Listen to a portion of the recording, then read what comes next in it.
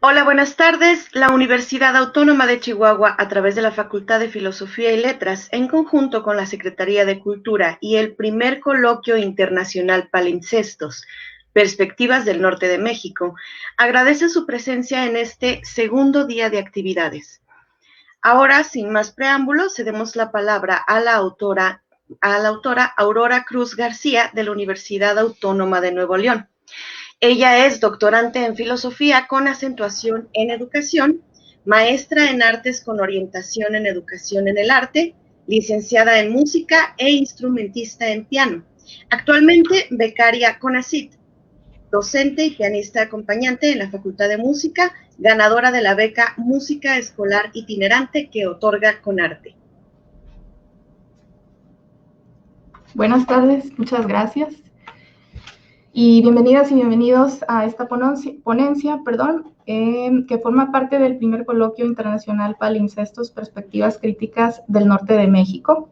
Gracias por el espacio brindado y el arduo trabajo para hacer posible este encuentro a pesar de las circunstancias. Asimismo, agradezco a la doctora Luz Verónica Gallegos Cantú por la asesoría académica para el desarrollo de esta investigación doctoral.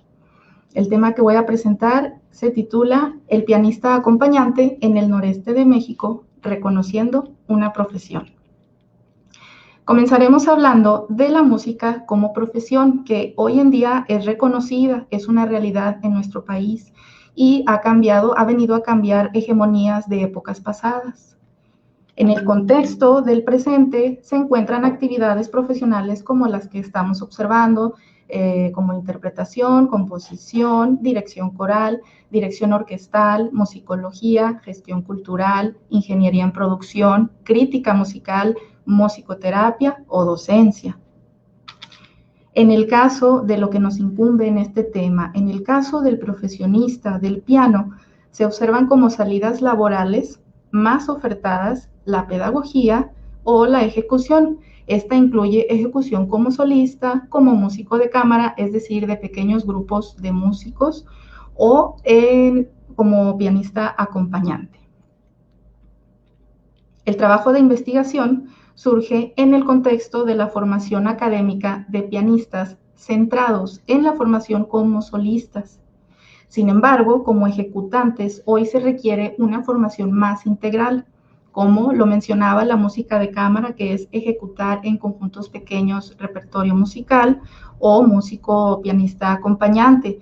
El acompañante tiene como función tocar en forma de apoyo o complemento a la música de un solista o un conjunto musical. Es decir, esto representa competencias de ejecución musical colaborativas, a diferencia de la ejecución en solitario.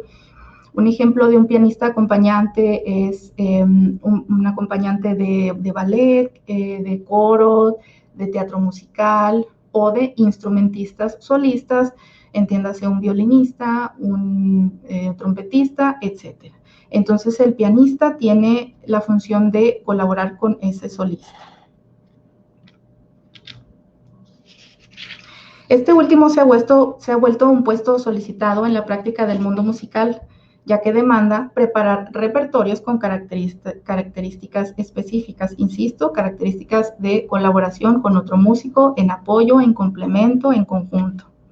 Los estudiantes de la acentuación en piano, por esto que acabo de plantear, han requerido contar con competencias profesionales para esto y cumplir con lo requerido en el campo del acompañamiento.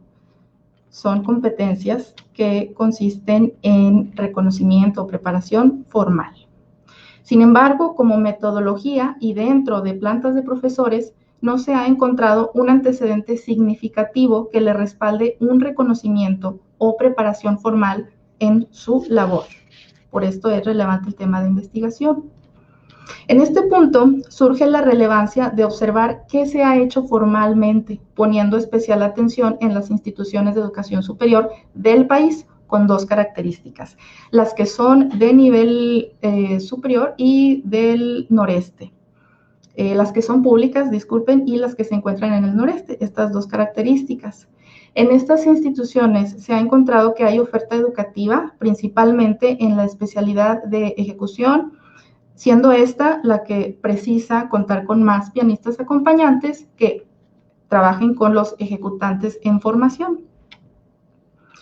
En el noreste de México lo entenderemos como la Asociación Nacional de Universidades e Instituciones de Educación. Estos son los estados que conforman para la asociación el noreste de México.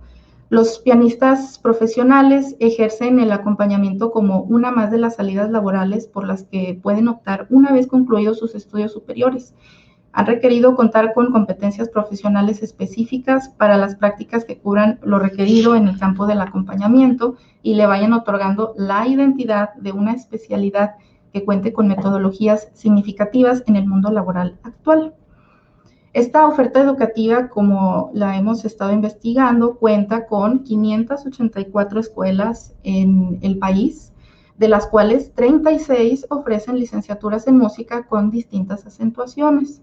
Y de acuerdo a la revisión de los respectivos sitios web oficiales con la información al respecto de las instituciones, la interpretación musical resultó como la única especialidad que se puede encontrar en todos los planteles, a la cual le siguen la especialidad en composición y la otra especialidad en educación, como las ofertas que más predominan en estas instituciones. Además, existen otras especialidades como la musicología, etnomusicología, dirección, coral, jazz, tecnología de la música y producción. Esto en el país. Los perfiles de egreso que presentan en sus sitios web oficiales con información de la oferta educativa en música tienen como factor común formar ejecutantes competentes a nivel mundial o colectivo, aplicando conocimientos de las distintas corrientes artísticas e históricas, así como el desempeño profesional de la docencia. Continuando con esta investigación, tal realidad le da relevancia al tratamiento de la formación del pianista como acompañante, además del solista, de profesor, de músico de cámara, al encontrar que los currículos del estado de Coahuila, Durango y Nuevo León se incluyen prácticas de acompañamiento en los alumnos de piano. Entonces se va a hacer una investigación al respecto. Como dato adicional y continuando con la revisión de los planes de estudio oficiales en todas las instituciones, apuntaremos que son pocos los estados restantes que se suman a la inclusión del acompañamiento en la formación del pianista. Estos estados que encontramos que sí la incluyen son Chihuahua, Colima, Estado de México y Guanajuato. Por lo tanto, con lo anteriormente planteado, se buscará informantes clave de las 6 instituciones del noreste que integran esta zona y a través de sus planes de estudio, de profesores y alumnos de las áreas correspondientes que ofrecerán metodologías aplicadas en base a su experiencia, a sus aprendizajes formales y testimonio de lo que se ha hecho y qué podría hacerse para continuar en la actualización de competencias profesionales del pianista. Todo esto con el objetivo de describir las condiciones que contribuyen al desarrollo de la identidad profesional del pianista acompañante en el campo laboral de la música en el contexto del norte de México. Para este objetivo general se buscará reseñar las características curriculares que contendría un plan de estudios de licenciatura que responde a la necesidad de formación de pianistas acompañantes, también evaluar las cualidades del perfil de egreso del licenciado en música con acentuación en piano que forman las instituciones públicas de educación superior en el noreste de México. También distinguir cuáles son los arquetipos sociales en un entorno determinado que derivan en la identidad profesional del pianista acompañante, conocer de qué manera sucede el ejercicio y trayectoria del pianista acompañante como una conformación dinámica de su identidad profesional. Y por último, para concluir, buscaremos describir las capacidades que han desarrollado los pianistas egresados de licenciatura para adaptarse al mercado laboral. Es por eso que encontramos de gran importancia este reconocimiento de la identidad profesional en la formación y en el ejercer del pianista. Por mi parte sería todo. Muchas gracias por el espacio.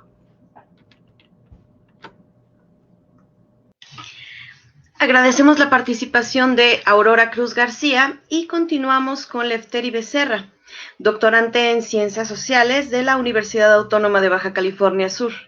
Investiga la filmografía sudcaliforniana. Es también fundador y miembro de grupos locales, regionales y nacionales que buscan desarrollar la cultura cinematográfica.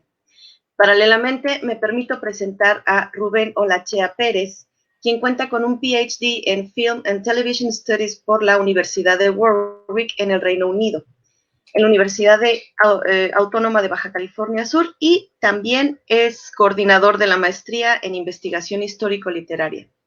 Así pues, la presente ponencia se titula Chamizos entre butacas, microhistorias de cine del norte de México.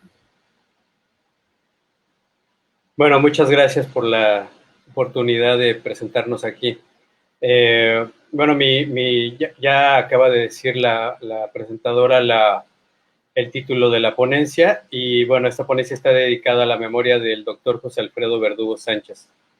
Y bueno, la imagen de chamizos rodando entre los espacios vacíos de un patio de butacas, disperso entre cardones y arena del desierto, acaso evoque la idea que se pudiera tener del cine en el norte de México, una amplia región que va de la costa del Golfo de México hasta la del Golfo de California, y todavía más hasta la extensa costa del Pacífico de la península de Baja California. En esta presentación hablaré de la bibliografía que da cuenta de algunas realidades históricas del cine en esas amplitudes norteñas, que nos devuelven una imagen muy distinta a la evocada en el inicio de esta presentación. A partir de ello, identificaré los principales polos de desarrollo cinematográfico, que hunden sus raíces en procesos históricos que se remontan a la época de los pioneros del cine en nuestro país, con los exhibidores trashumantes como protagonistas, transformados, en algunos casos, en los primeros en realizar registros cinematográficos en lugares como Ciudad Juárez, Durango, Mexicali y Mazatlán. Apuntaré también algunos de los indicios del panorama cinematográfico actual que son indicadores de una gran avidez de la juventud por la irrupción en un escenario normalmente a ellos vedado, que carece de los privilegios de que se goce en la capital de la República. Y sin embargo, las imágenes producidas por norteñas y norteños se mueven, muchas veces en circuitos cerrados, casi de forma underground, mientras que en otras más afortunadas asaltan territorios nacionales y globales, como lo son festivales internacionales, en los que la competencia es despiadadamente mundial. Comenzaré por los indicios históricos recogidos por cerca de una veintena de investigaciones realizadas desde 1991. De forma pausada, pero con una producción editorial sostenida, la historia del cine regional mexicano da cuenta de una realidad fascinante y poco conocida fuera del estrecho círculo de quienes practican dicho campo. Este fatídico 2020, la disciplina cumple 40 años de existencia, con frutos que están, si no al alcance de todos por la escasez con que circulan los libros en un país de las dimensiones del nuestro, por lo menos tienen el mérito, que no es menor, de existir. Desafiando toda lógica, prudencia y razón, ahí está una producción intelectual que he logrado identificar, de 30 títulos. El libro pionero, que inauguró una ruta seguida por una creciente cantidad de académicas y académicos, es El cine yucateco, publicación de 1980 de Gabriel Ramírez, que en su momento perteneció al grupo Nuevo Cine. Quien tomó la estafeta de manos del escritor y pintor yucateco fue un grupo de brillantes investigadores de cine, entre los que se incluyeron Emilio García Riera y Eduardo de la Vega Alfaro, quienes migraron en 1986 del entonces Distrito Federal a Guadalajara, para fundar dentro de la Universidad de Guadalajara el célebre Centro de Investigaciones y Enseñanzas Cinematográficas, CIEC, que más pronto que tarde comenzó la colección editorial El Cine en Jalisco, con 3 brillantes obras que siguen siendo referencia de la historiografía del cine regional mexicano. En ese panorama fue que a inicios de la última década del siglo XX apareció el primer estudio dedicado a la cultura fílmica en el norte, en concreto a la representación de la frontera en el imaginario cinematográfico nacional. Entre hierba, polvo y plomo, lo fronterizo visto por el cine mexicano, de 1991, de Norma Iglesias, obra seminal en 2 tomos, con algunas imágenes atractivas provenientes de carteles, stills, lobby cards y otros materiales asociados a las 275 películas analizadas por la autora. En este momento me gustaría compartirles la presentación que elaboré, que básicamente consiste en pues las imágenes de las portadas de los libros que estoy aludiendo en esta presentación.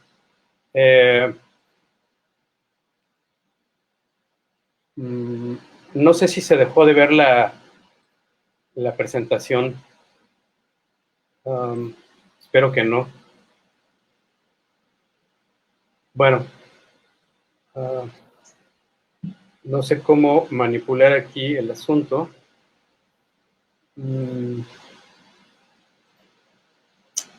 Caramba.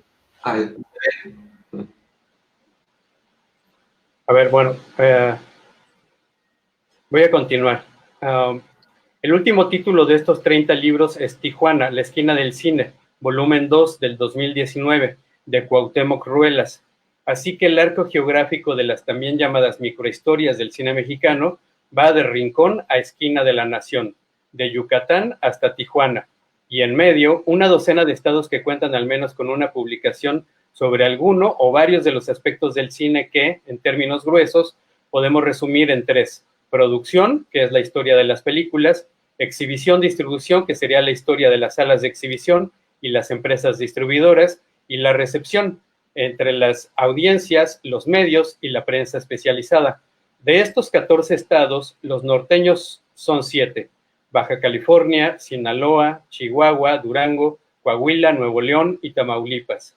En total suman 18 títulos, cerca de 2/3 partes de este corpus bibliográfico. Además, 2 libros son compilaciones de artículos: Microhistoria del cine en México, del 2001, y El cine en las regiones de México, del 2013. Se trata de las memorias de 2 ediciones del Coloquio Nacional de Historia del Cine Regional Mexicano. Entre ambos volúmenes contienen 8 textos dedicados en algún aspecto al cine del norte. Si sumamos Aguascalientes como parte de esta región norteña, entonces serían 19 libros dedicados al cine en el norte del país. Destaca de esta bibliografía el que Baja California cuente con 6 libros sobre aspectos diversos del cine en este estado. 3 de carácter panorámico, que va desde los primeros indicios del cine en los albores del siglo XX hasta la fecha en que fueron publicados en el umbral del siglo XXI, y uno de ellos hasta el 2010, todos escritos por el maestro Gabriel Trujillo.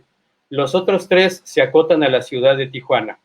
Le sigue Nuevo León con 3 historias generales, y después Chihuahua, Sinaloa y Durango con 2 títulos cada uno, para finalizar con Coahuila y Tamaulipas con 1 respectivamente. Entre los estados septentrionales que aún no cuentan con un libro sobre el desarrollo del cine en su entidad están Baja California Sur, Zacatecas y, de forma asombrosa, Sonora. En el caso del primero, la investigación que desarrollo en el posgrado en Ciencias Sociales en la Universidad Autónoma de Baja California Sur pretende colmar esa ausencia. En el análisis de la citada bibliografía sobre el fenómeno cinematográfico en el norte, destaca el interés parejo por la exhibición, tanto como por la producción. Los textos se remontan a los orígenes del cine en su respectiva localidad. Son la mayoría, lo que denota el interés por recuperar el pasado histórico. Destaca, por ejemplo, el acucioso trabajo de reconstrucción histórica de Wilibaldo Delgadillo y Maribel Limongi, del 2000, que lo realizaron en La Mirada Desenterrada, Juárez y El Paso vistos por el cine 1896-1916, donde consignan que en febrero de 1896, 6 meses antes de que los enviados de los hermanos Lumière organizaran las primeras funciones del cinematógrafo en la Ciudad de México, Enoch Rector había filmado con un kinetógrafo de Edison una de las primeras películas rodadas en territorio mexicano, Una corrida de toros en Ciudad Juárez. En dichos estudios, las informaciones sobre las primeras funciones son profusas. En Mazatlán, Ciudad Juárez, Chihuahua, Ciudad Victoria, Monterrey, Ensenada, Tijuana y Aguascalientes, los historiógrafos han recuperado del olvido en viejos papeles de archivos municipales y en periódicos que sobreviven en hemerotecas locales y nacionales las características de las proyecciones, los nombres de los exhibidores, de los espacios que usaron para iniciar de ese modo un entretenimiento que en sus poblaciones se adoptó con entusiasmo, no sin accidentes de todo tipo que a veces impidieron las funciones o las retrasaron para impaciencia de los públicos ávidos de novedades y entretenimiento. Las historias particulares de cada ciudad y estado a los que me he estado refiriendo van dando cuenta de los sitios en los que se formaron tradiciones cinematográficas que se remontan a los orígenes mismos del cine en nuestro país, propiciando dinámicas locales que permitieron que en esos lugares también se realizaran filmaciones, primero de las llamadas vistas de cortísima duración, de menos de un minuto, y después incluso de largometrajes, tanto documentales como de ficción. Por eso, no extraña que en el panorama actual esos polos sigan o hayan retomado una dinámica que les coloca en el horizonte de lo cinematográfico de formas que resisten a las fuerzas centrípetas del centralismo monopolista.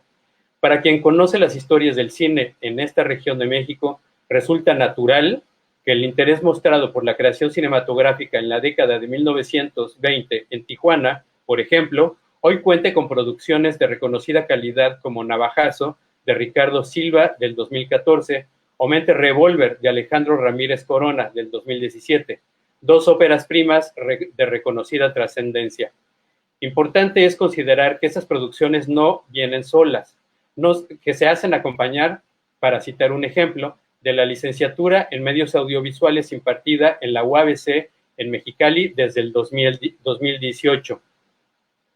Y Cuauhtémoc Ruelas da cuenta de los festivales de cine, además de la Cineteca Tijuana, que se inauguró a finales del 2011, así como de otros esfuerzos de una interesante y vibrante comunidad cinematográfica en la ciudad fronteriza, que multiplica las opciones y las interacciones que de vez en vez suscitan saltos cualitativos. De forma mucho más reciente, el regio Diego Enrique Osorno ha presentado dos trabajos extraordinarios: El valiente ve la muerte solo una vez, documental de 2019, ganador de 3 premios, 2 en el Festival Internacional de Cine de Monterrey y 1 en el Festival Internacional de Cine de Guanajuato, y el documental Poeta de Mediodía, también del 2019, nominado, por cierto, al Ariel, cuya ceremonia de entrega es el próximo domingo 20 de septiembre, es decir, este domingo. Por su parte, el paceño José Permar, cuyo documental Off the Road del 2020 aborda de forma original algunos aspectos de Baja California Sur a propósito de la carrera Baja 1000. Fue seleccionado a la competencia internacional de largometraje documental en el festival suizo Visions du Ril, primer festival importante que por la pandemia decidió hacer su edición virtual. Off the Road obtuvo uno de los 3 premios otorgados por el jurado ecuménico por sus valores espirituales, argumentaron ellos. Por si fuera poco, han surgido iniciativas ciudadanas de organización a propósito de lo cinematográfico, de las que nos tocará dar cuenta a quienes nos integramos al campo de la historiografía del cine regional. ¿Acaso las organizaciones más dinámicas, aunque desde luego no las únicas, son la Comunidad de Exhibición Cinematográfica, Cedecine, fundada en un encuentro nacional de exhibidores independientes y alternativos, es decir, cineclubes, que sucedió en el marco del Festival Contra el Silencio Todas las Voces, celebrado en el 2018, y la otra, una organización de mayor alcance, por lo menos en sus ambiciones, que es la Red Nacional de Cinematografías Estatales, RENACE, ¿no? Que parte de la organización en cada estado de comunidades cinematográficas amplias e incluyentes de todas las personas que se relacionan de algún modo con el cine. La representación nacional de la RENACE se delegó en 2 personas norteñas, una de Tijuana y otra de Monterrey. Lo que se busca desde esa organización es el desarrollo del cine en los estados, con una agenda comprometida con la descentralización efectiva que vaya más allá del clásico discurso demagógico. Y bueno, para ir cerrando, lo que he intentado hasta este punto es pintar en pinceladas gruesas que espero sean efectivas la potencialidad que anida en el norte de México en términos cinematográficos. Aunque es probable que las personas interesadas conozcan 1, 2 o varios de los libros sobre el cine en su estado de los que he presentado ante ustedes hoy, me parece poco probable que sepan siquiera de la existencia de este corpus que desde mi perspectiva tiene mucho de extraordinario. Eso es triste y molesto. Esa bibliografía da cuenta de la memoria que debemos conocer quienes nos sentimos identificados con el cine y con nuestras localidades. El hecho de que los textos estén durmiendo un sueño silencioso en los anaqueles de las bibliotecas es irritante. Si bien las capacidades a desplegar por quien se quiera dedicar a algún aspecto de lo cinematográfico no se verán necesariamente disminuidas si ignora el pasado del campo, me parece que ignorar el pasado convierte a sus ignorantes en presas fáciles de la mediocridad. Concedo que conocerlo tampoco garantiza la calidad de quien incursiona en el mundo del cine. Sin embargo, me parece una verdad de perogrullo que entre más y mejor informados estemos quienes somos en el terreno del cine, de qué se ha hecho en nuestras ciudades, estados, regiones, países, continente y planeta, estaremos mejor preparados para enfrentar las oprobiosas condiciones que pesan sobre nosotros. Antes de despedirme, quiero hacer una propuesta disruptiva, por lo menos para la institución educativa mexicana promedio. De algún modo, tenemos que convencer a las bibliotecas y a las universidades de que pongan en circulación real esa información que resguardan. Es de verdad infame que haya tenido que recurrir por la mediación de mi querido director de la biblioteca de la UABS, José Alfredo Verdugo, a las bibliotecas de la capital y a algunas, como el Centro de Documentación de la Cineteca Nacional, casi rogarles para que dejaran fotocopiar los materiales. Ni caso pensar en adquirir unos textos fuera de circulación si alguna vez lo hicieron. ¿Cómo hacemos para que ese conocimiento, que es conocimiento de lo nuestro, y aquí quiero subrayar que no es solo del interés de quienes ejercemos alguna clase de cinefilia, sino de cualquier persona que se interese por su propia cultura? ¿Cómo hacemos, pregunto, para que ese conocimiento no sea solo para unos iniciados? Tenemos al alcance todos los medios para que los libros sean escaneados y puestos a circular, que para eso fueron escritos, formados y publicados. Es un desperdicio criminal que se mueran en bibliotecas de la Ciudad de México. Supongo que se me va a objetar con el clásico argumento de los derechos. Y el derecho efectivo, me pregunto, a conocer, a estar informado, ¿cuándo se va a hacer efectivo? ¿Hasta cuándo vamos a darnos cuenta de que el desarrollo que queremos lograr implica tomar decisiones a favor de ellos? Pongamos por caso, si los ejemplares de un libro se acaban en un par de años y podemos estar seguros que jamás se reeditarán en el país del eterno recorte presupuestal a cultura y educación, ¿no podemos hacer un esfuerzo por ponerlos al alcance de quien lo desee? No tengo dudas de que las interacciones se multiplicarían y con ellas la posibilidad,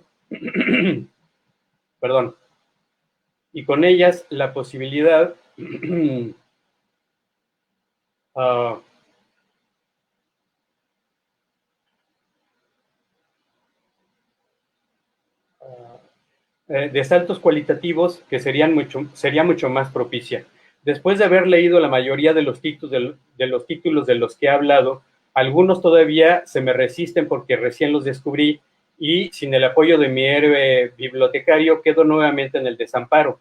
No sé si logre leerlos algún día, pero por lo menos los 23 que ya leí, de los 15, corresponden a la región del norte de México. En automático me llevan a pensar el norte de otro modo, no como estados aislados ni como ciudades muy dinámicas pero que funcionan como islas, sino sin contacto con algo más que sí mismas, sino como una región con intercambios múltiples a partir de miles de coincidencias y cientos de diferencias, a los que todavía podemos dinamizar mucho más gracias a las benditas tecnologías de la comunicación y la información, que aquí nos tienen a un hato de paseños viniendo a importunar a la casa de colegas de la hermana República de Chihuahua. Gracias.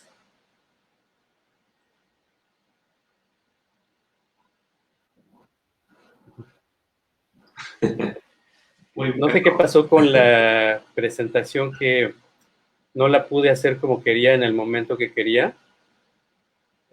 Pero bueno, si pueden verla, ahí están viendo las imágenes de los libros que pertenecen a esta bibliografía respecto de el norte de México. Una bibliografía especializada en cine, evidentemente.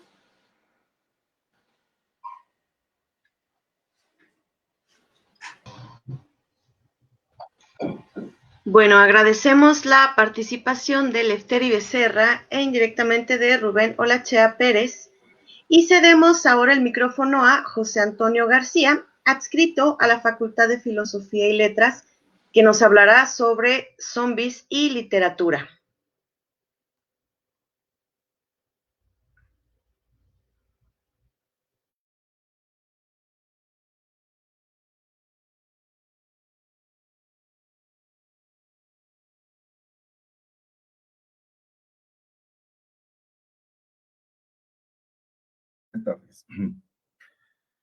La poética crítica en el cortometraje de zombies de Alejandro Meléndez. Agradezco la invitación para participar en este primer coloquio internacional Palimpsestos, perspectivas críticas del norte de México dentro del eje temático hibridaciones, cultura de masas, horror, novela gráfica y series. Mi participación consta de los siguientes apartados: introducción y análisis del cortometraje Zombies de Alejandro Meléndez Soto, aspectos teórico-filosóficos y conclusiones. Inicio con un epígrafe. ¿Qué queda por hacer cuando se ha perdido el futuro y cuando el presente es angustiante y aciago? Edgar Morán. Les comparto ahora la siguiente imagen.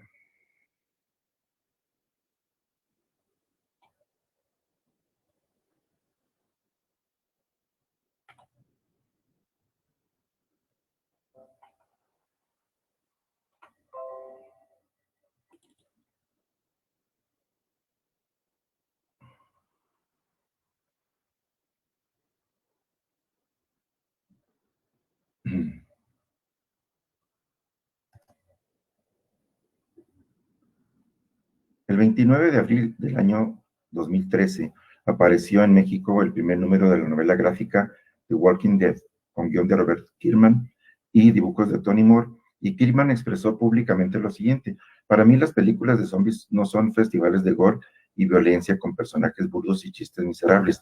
Las buenas películas de zombies nos muestran lo fastidiado que estamos, nos hacen reflexionar sobre nuestra sociedad y sobre la posición de nuestra sociedad en el mundo. Fin de cita.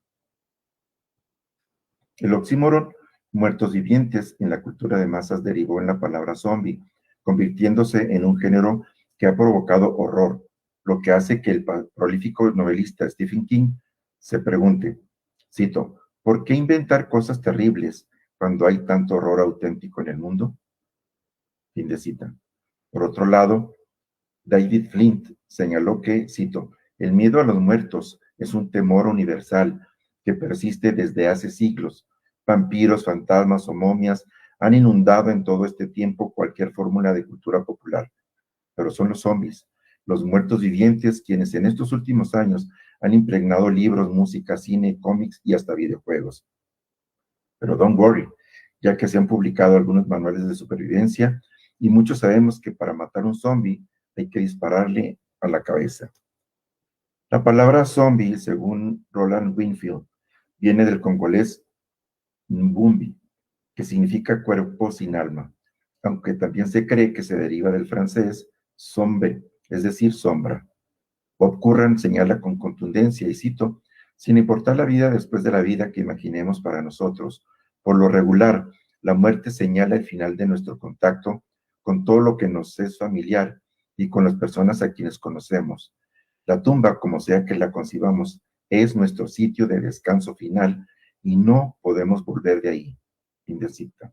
A continuación, abordaré el análisis del cortometraje Zombies de Alejandro Meléndez, que para Films presenta Zombies cortometraje en blanco y negro, el guión de Alejandro Meléndez Soto, con las participaciones de Ana Yancy Bolívar y Alejandro Meléndez como ella y él, Reinaldo Parra en el papel del profesor Zombie, así como Adriana Ramírez, Luis Héctor Arriola, Carlos Bau, Luis Flores, Alejandra Rey, Melissa Castellanos, Alonso Muñoz, Julio César Castillo, Vladimir Armendáriz y Giovanna Carabeo, como estudiantes y empleados zombies de maquiladora. Los temas musicales que se escuchan son de la autoría de Benito Vieno Jiménez. Sinopsis.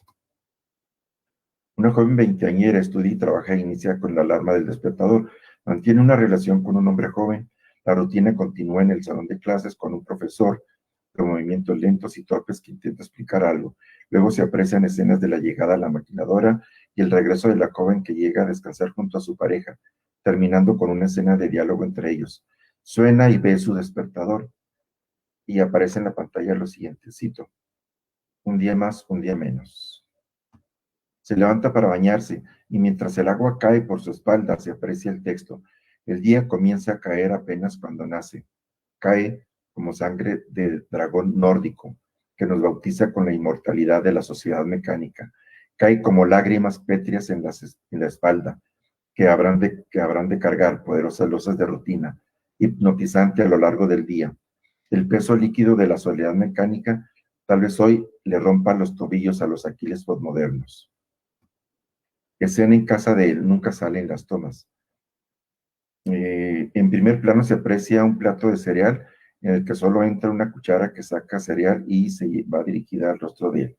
Luego el texto, cito: alimento cíclico, engrane de indiferencia rutinal, acto mecánico, alejado incluso ya del pecado capital que antes profetizaba.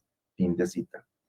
Escena en el salón de clase. Aparece ella y 3 personas más sentadas en bancas escolares.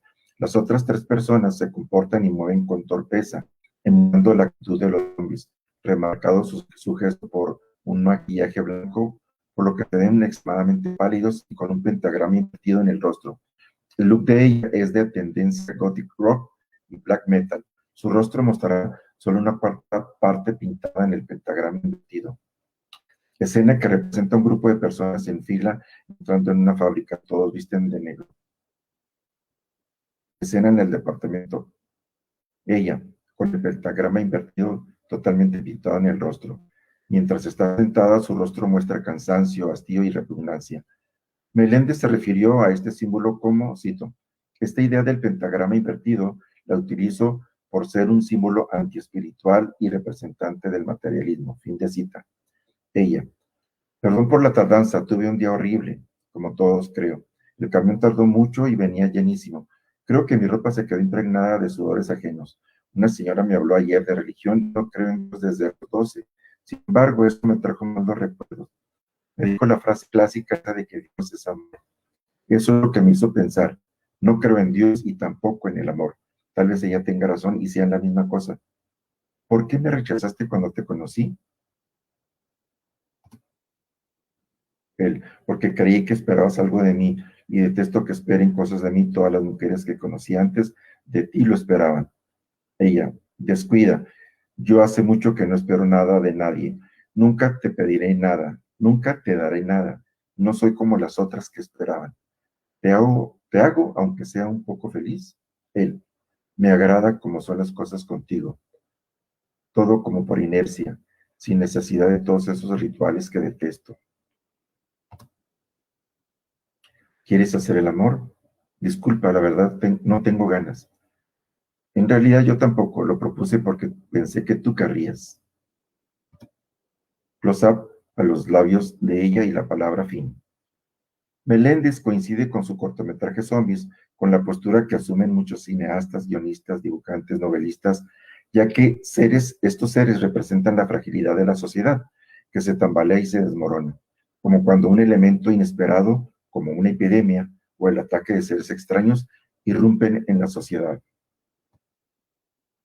Meléndez mencionó que su idea de zombie fue de naturaleza simbólica, personas vivas pero cuyas existencias mecanizadas las convierten en muertos vivientes. El propósito de no utilizar diálogos, sino pantallas con fondo negro y texto en color blanco, como el cine mudo, fue una propuesta estética y además porque los zombies no hablan, por lo que hay un hilo conductor que es la música minimalista de autoría de Benito Jiménez, la cual guiará todo el corto dando esa sensación caótica y de hastío. La ropa oscura y el rostro blanco es una referencia a los movimientos dark. Se escogió este estilo para emular a los mineros y a la explotación laboral. Por eso también usan botas industriales. La ropa es de color impersonal y el rostro blanco, emulando el polvo blanco. Lo que Meléndez menciona hace referencia a los orígenes del movimiento dark. Cito: el dark tuvo sus inicios en Francia en 1860, con un movimiento social encabezado por obreros y estudiantes. Se maquillaron la cara de blanco y se vistieron de negro para simbolizar la opresión que, según ellos mismos, los tenía muertos en vida. Fin de cita. Aspectos teórico-filosóficos del fenómeno zombie. Cuando observamos a las personas, algunas parecen manipuladas y tal vez en realidad lo sean, por los dispositivos electrónicos, las canciones de moda, las ofertas de los supermercados, el consumo cada vez mayor de ciertos fármacos y, por supuesto, el tremendo peso de la burocracia, los cuales, sin darnos tiempo a concientizar, nos hacen pensar y hablar por ellos.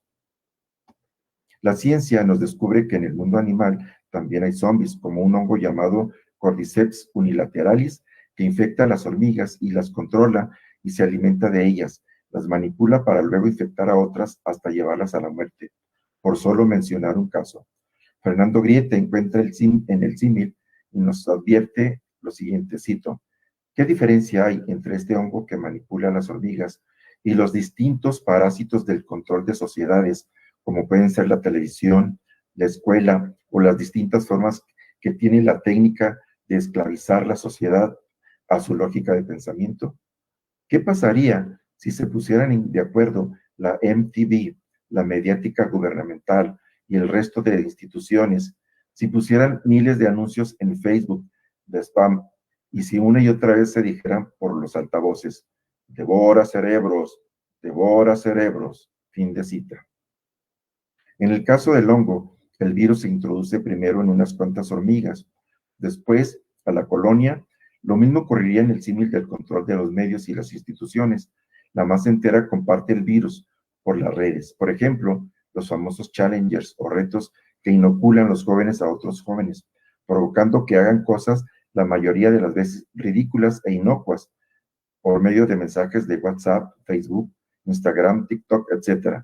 Lo más reciente, jóvenes que se liman los dientes, provocando serios problemas dentales. Fernando Grieta especula al decir que si todos estos instrumentos de control nos mandaran devorar cerebros en vez de consumir mercancía, lo más probable sería que nos encontrásemos ante el apocalipsis zombie. Por lo tanto, ¿cómo poder negar que la población está tan sometida y controlada si obedece y realiza estas acciones irracionales? Fin de cita. Martínez, en su ensayo Z, menciona que la palabra zombie hace referencia a los alienados, los estúpidos, los asídicos, los atontados, los espectadores, los banqueros neoyorquinos, la economía griega, el sector de la construcción español, los consumidores desbocados y los propios alumnos o uno mismo. Fin de cita. Se puede pensar en que casi toda la ficción zombiesca pertenece al conjunto mayor de la ficción apocalíptica. Martínez señala, cito: la Z coincide con las últimas letras del abecedario y con la primera de la palabra zombie. Entonces, la Z sería el emblema de lo último, por lo cual se recurre en la literatura a este subgénero en novelas como El Lazarillo Z, Matar zombies nunca fue pan comido, publicada en el 2009, o en éxitos editoriales como Apocalipsis Z, lo que ha derivado en que nombren a este tipo de literatura como literatura Z, convirtiéndose en el nombre del subgénero de estas ficciones.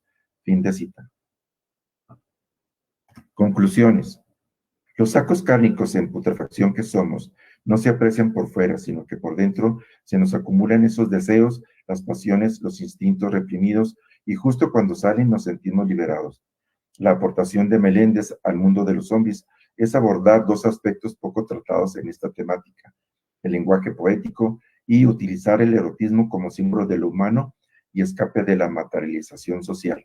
La crítica que Meléndez hace en su cortometraje Zombies es, en esencia, cómo en la actualidad las personas van conformándose en la mecanización y rutinización de sus vidas, tanto en lo laboral como en otras actividades, olvidándose de vivir plenamente la vida. Vivir sin disfrutar la vida. Martínez afirma que la figura del zombie presenta dos aspectos básicos: uno, la reflexión moderna sobre la muerte, y dos, la obsesión por la esclavitud y la libertad, por la alienación y por los distintos modos de dominación política que caracteriza al hombre del siglo de los totalitarismos. Fin de cita. En estos dos ámbitos es donde se entrecruza la figura del zombie. Por lo tanto, Meléndez coincide con Martínez cuando éste expresa que, cito: mi provocación a este respecto es que el muerto viviente sirve para pensar nuestra propia muerte y sus consecuencias, a la vez que las condiciones de posibilidad de nuestra libertad en general y de nuestra libertad de expresión de la propia diferencia en particular. Fin de cita. La postura de Martínez se puede sintetizar en que los zombies representan esa parte de esa reflexión moderna de la muerte, de la que nadie escapa, y por otro lado, nosotros los vivos, como los supervivientes, que intentamos escapar de esos zombies, pero que avanzan inexorablemente. Lo anterior queda registrado muy bien en lo que dijo el cantautor español Eduardo Aute. Cito: todo es supervivencia. No he encontrado la frase para resumir mi carrera. Desde que uno sale del vientre de su madre, todo es supervivencia. ¿O no? Más que super es infra. Somos infravivientes. Fin de cita. Termino y agradezco su atención con una frase de Benedetti. ¿Qué les queda por probar a los jóvenes en este mundo de paciencia y asco? ¿Solo graffiti, rock, escepticismo? También les queda no decir amén, no dejar que les maten el amor, recuperar el habla y la utopía, ser jóvenes sin prisa y con memoria, situarse en una historia que es la suya, no convertirse en viejos prematuros. Mario Benedetti. Gracias por su atención.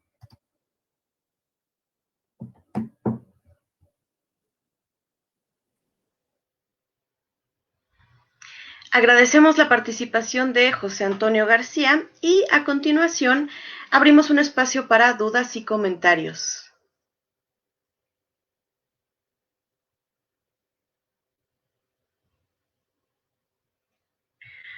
Bueno, si por lo pronto nadie tiene algún comentario que sumar, alguna duda, alguna inquietud, yo aprovecho la ocasión para compartir la mía, ¿no? Dirigida en esta ocasión a Aurora. Yo encuentro muy interesante el situar el núcleo de tu ponencia en este rol, en lo que implica ser el pianista acompañante, ¿no? Porque soy egresada de la Facultad de Música de la Universidad Veracruzana, esto es una feliz coincidencia, entonces pues encuentro que precisamente no solo los músicos, sino mucho menos el público, en este caso la audiencia, le suelen dar la importancia y la dignificación que amerita, ¿no? El caso, siendo que el rol del pianista acompañante resulta crucial en la interpretación no solo del recital, sino incluso la construcción de todo el momento durante los ensayos previos. Entonces, pues lo encuentro muy interesante. ¿Hay algo más que nos quisieras comentar al respecto? Sí, pues todo este proceso involucra incluso mucha empatía en lo personal entre músicos, involucra mucha colaboración y pues hoy en día se está hablando mucho precisamente de esta emigración que tuvimos que hacer todos a trabajo en línea, sobre todo en clases del fenómeno que está sucediendo de cómo o hay de dos, o cada quien llega y hace lo suyo, el maestro da su clase, los alumnos dicen presente y ya, o se vuelve más colaborativo y eso hace que el aprendizaje sea significativo. Entonces se habla de esta colaboración, a la cual traslado a mi trabajo, en el que es de las partes fundamentales de que se tome en cuenta el trabajo de la otra persona, que de lo que yo haga depende lo que haga la otra persona y viceversa. Y pues es una realidad una realidad que no ha sido reconocida, pero en cualquier plantel educativo de música el acompañante está presente, no nos damos abasto, se tienen que desarrollar otras capacidades de lectura a primera vista, incluso a veces de saber qué notas vamos a omitir o cómo hacerle para sacar tanto repertorio y este tipo de cosas que sabemos que hacemos, pero no hay una metodología con la que contamos. Y pues nada, es muy importante saber el hecho de acompañar y no nada más llegar yo como pianista virtuoso que tal vez pueda tocar de una manera sublime una sonata como solista, pero a la hora de tocar con alguien más se me nubla la mente y son dos actividades muy válidas por igual, ninguna mejor que otra o peor que otra. Y pues bueno, podría seguir porque es un tema que me apasiona mucho. Muchas gracias y qué bonita coincidencia. Sí, es una suerte. No, al contrario, gracias a ti y bueno, pues evidentemente tenemos que apropiarnos de ese espacio, ¿no? De reivindicación del pianista acompañante, porque es crucial en el proceso musical. Y bueno, continuando con Lefteri o Rubén, quien guste atender a esta inquietud, porque sigo aprovechando que no hay preguntas, entonces yo me voy derecho, ¿no? Con respecto a esto que comentabas sobre la dificultad de adquirir algunos materiales de la biblioteca, que curiosamente en este momento, no solo durante la pandemia, no solo durante el coronavirus, sino en el siglo XXI, durante la sociedad de la información y el conocimiento, donde se supone que ya se democratizó el acceso a la cultura en todo sentido, ¿no? No nada más de los textos, en cualquier sentido. Qué curioso, incluso paradójico, resulta que estemos sujetos a un proceso de desinformación masiva por el exceso de fuentes que de pronto no sabemos si son confiables, pero con referencia específicamente a lo que sí conocemos como confiable, es difícil adquirirlo, incluso a pesar de estas herramientas que tenemos, ¿no? Gracias a las cuales, por cierto, podemos ejercer estos eventos. Sí, pues, como dices, es paradójico, ¿no? Y bueno, yo decía en mi presentación que es una propuesta disruptiva para las instituciones promedio educativas en México, pero en realidad es una práctica cotidiana de los ciudadanos del mundo. Hay grupos que se dedican, que se forman exclusivamente para compartir conocimiento. Y tenemos el ejemplo muy loable de esta chica de Azerbaiyán o Kazajistán, no me acuerdo ahorita su nombre, pero ella hizo una plataforma que hace accesibles los artículos científicos de las revistas científicas que hay en todo el mundo y que son costosísimos, ¿no?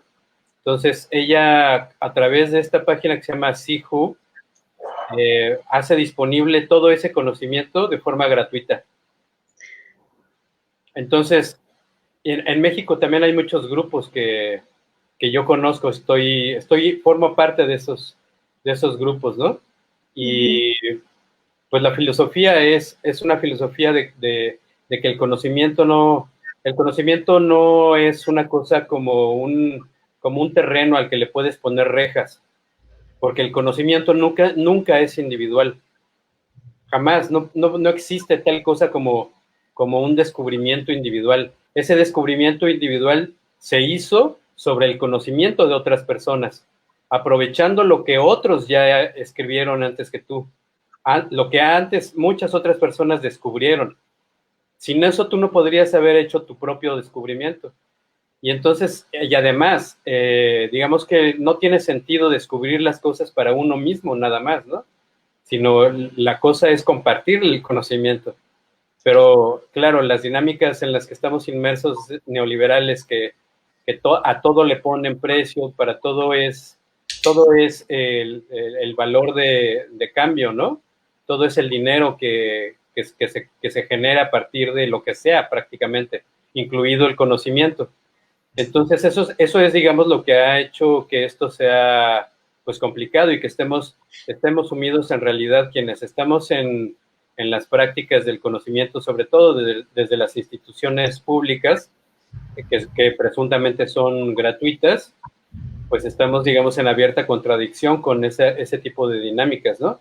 Entonces, muchas veces las bibliotecas públicas no es que no tengan la vocación, el problema es que también tienen limitaciones, porque los instrumentos jurídicos que se imponen, pues son instrumentos que obedecen a los intereses económicos individuales particulares. Y eso complica el panorama y se vuelven contradicciones irreductibles, ¿no? Entonces, pues yo prácticamente todos los libros que he leído que son fundamentales para mi investigación, los he tenido que leer en fotocopias, porque los libros que quiero consultar no están disponibles en mi biblioteca, e incluso gasto más dinero haciendo las fotocopias mismas que comprando los libros, porque estas fotocopias las tengo que mandar a hacer en bibliotecas de la Ciudad de México. Es ridículo, es absurdo. Entonces, la copia en sí misma es barata. Sí, pero ¿y el viaje a la Ciudad de México y el regreso de la copia hasta Baja California Sur? ¿Eso quién lo paga? Pues lo tengo que pagar yo o alguien lo tiene que pagar, ¿no? Claro, por supuesto. Es ridículo. Sí, bueno, y además, ya engolosinada y en el entendido, agrega el precio de mensajería, nos comenta Rubén, por supuesto, ¿no? Y además la frustración, porque aprovechando que no hay comentarios o más comentarios, yo también me animo a continuar. Por ejemplo, a mí me ha tocado también ir a bibliotecas de México, de Chihuahua a México, a buscar un libro, el libro que tuvo un tiraje de 200 ejemplares y ya no lo tienen en ningún lado y entonces no lo puedo ni siquiera ver en la estantería, lo busco en la computadora y resulta que sí lo encuentro después de la búsqueda de no sé cuántas bibliotecas y entonces cuando me lo muestran detrás de un estante así y me le quiero acercar y me lo retiran, ¿no? Entonces ahí mismo lo pasan por un conducto y le sacan copias y nunca lo alcanzo a ver, entonces vaya, son muchísimas cosas que decir al respecto, aunado al problema de alfabetización, aunado a que la investigación de por sí ya es para generar conocimiento que sirva al entorno específico, entonces vaya, temas amplísimos, información de primera calidad, entonces les agradecemos mucho. Aquí comenta Aurora de la Cruz, me permito decir, con la última ponencia queda la reflexión de apropiarnos del discurso de caminar más tranquilo, tanto jóvenes como adultos, por supuesto, de la mejor manera y con detenimiento, a medir nuestros pasos. Entonces, si no hay algún comentario que agregar por parte de ponentes o del público, les agradecemos a nuestros participantes y al público, obviamente, por formar parte de este primer coloquio internacional Palimpsestos, Perspectivas Críticas del Norte de México. Los invitamos a que continúen asistiendo y disfrutando de los demás eventos. Muchas gracias y hasta luego. Muchas gracias. Gracias. Chao. Felicidades a todos. Gracias.